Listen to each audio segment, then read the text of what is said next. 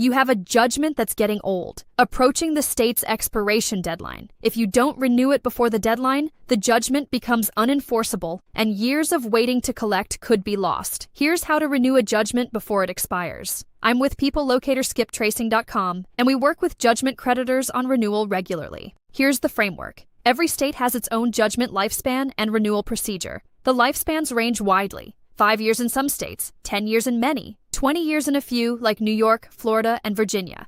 Knowing your state's specific rule is the first step. The renewal procedure also varies. In most states, renewal is straightforward. File an application to renew with the court that entered the original judgment, pay a small fee, and the judgment is renewed for another full term.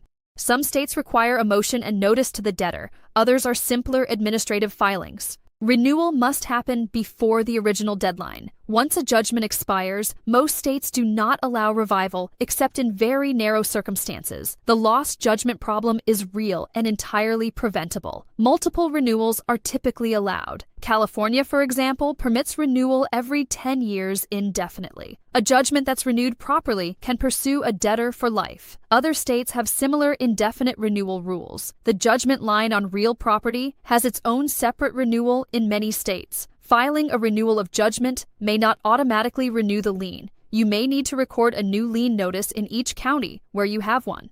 Interest continues to accrue on judgments at the statutory rate. By the time you renew, the original judgment amount has often grown substantially. Many states' renewal applications require calculating and stating the current balance with interest.